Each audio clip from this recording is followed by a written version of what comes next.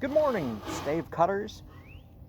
That leads me to a question. When's the best time to cut uh, down wood for bows? And you might be surprised, but this could be very personal. And what's right for one person might not be right for the other. And I'm not making any blanket statement. I'm not saying it's better to cut it in the winter or the spring or the summer, whatever. Maybe there are slight differences. Maybe there is the best way to do it. But does it really make that much of a difference? I don't know. Personally, I'm excited.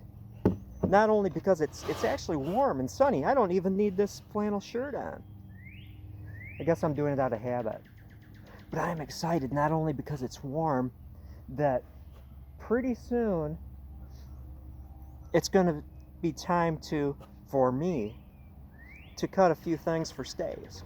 Because I'm lazy in some ways. I like to be efficient with my energy. Is that when you cut during a certain time of year, that bark just comes off cleanly. You don't need to worry about the inner bark or draw knifing the bark off. You just pull it off. And if it's a certain kind of tree, you can use that bark for something else, making use of your materials. I have discovered, I might have mentioned this before, I repeat myself a lot, but not everyone watches every video, so whatever. If you don't like it, request your money back. Discovered sugar maples that I don't need to kill to get bollwood. It's like these trees are suddenly appearing. John, come here, partake of this wood to make fine bows, and you don't need to kill me. In fact, in some respects, it's going to be good for the trees. Win-win. And what I'm referring to is sometimes you'll have a big tree, in this case, sugar maples. There's a couple of them out here. There's one that has two of these sources of staves on the same darn tree. But for some reason, they will sprout.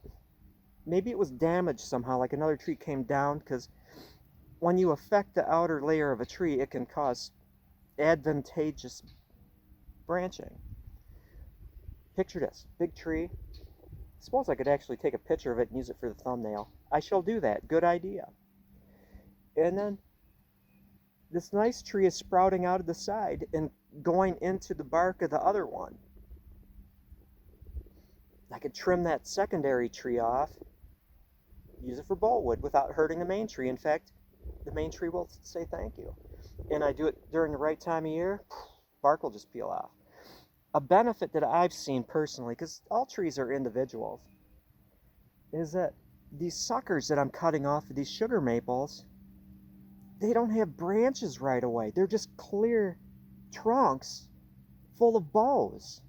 My only question would be, how long do I cut them? What kind of bows am I going to make out of them? To maximize the wood. You always maximize the wood. Yeah. Gotta wait. I'm going to wait until the leaves are out. Kind of reminds me of birch barking. The local natives, Michigan, let's say, is home to the Three Fires, which is a grouping of three tribes. So Ojibwe, the Odawa, or Ottawa, you might know that way, and then the Potawatomi, which aren't this far north.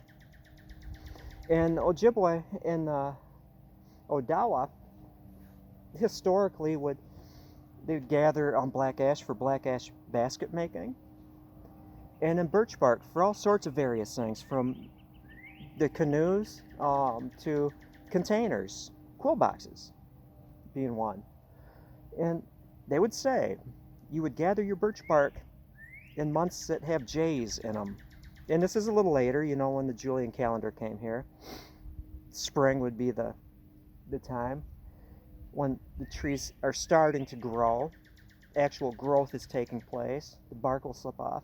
But they would say, the elders that I've talked to, that have taught me things, that the traditional Indian way would be, and they refer to themselves as Indians, and so hopefully I'm not stepping on any toes. You'd make a vertical slit, which doesn't girdle the tree. It's just a vertical split, a certain depth, just into the bark layer. Enough layers of bark, not too many layers. And then just wait. They do this before the tree started growing and then swelling.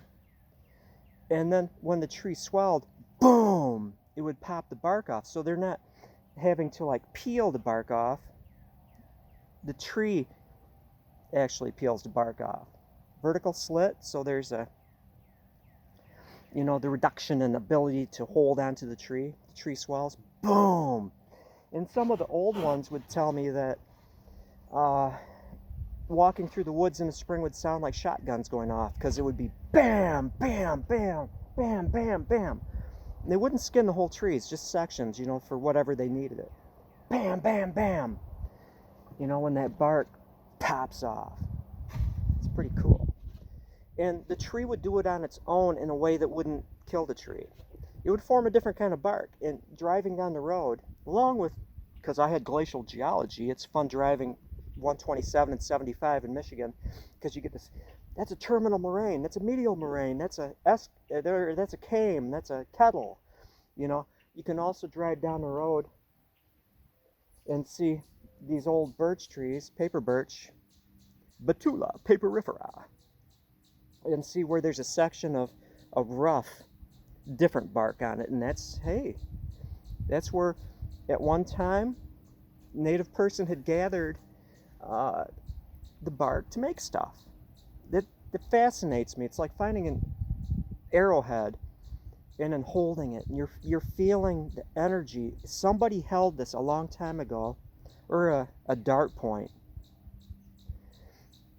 and carefully chipped it away and possibly even used it. And this that you found has the energy of the person that created it and then fed their family with it. Maybe they scored a rainbow trout like Matt. I'm sorry, Matt. That makes me chuckle.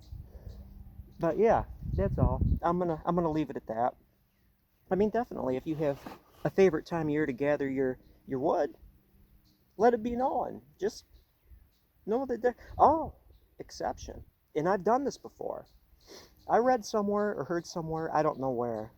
Maybe I just made it up. Maybe I dreamed it. I don't know. You cut your tree in the spring, right? And it could be full of sugar and sap and all that stuff. Then you soak it. Put it in a creek and just let that wood, after you split it, soak. And some people I've talked to or heard or read about, I don't know, there's so much information, said that it would keep that wood from drying out and allow the capillary action to remove that stuff, and it would make a better classic bowwood after you let it soak. And I've done that before, and I noticed that it did seem like a difference. It could have been like a really good tree. I didn't do it scientifically. I soak one piece and then I just dry the other. Maybe I should. But yeah, that might be one mitigating way to recover the goodness of gathering it in the winter. Is just soak it in a stream and just let wash out all the sugars and the saps and stuff. Look at that. I might have actually given you handy information, or at least an experiment. That's all I'm going to say.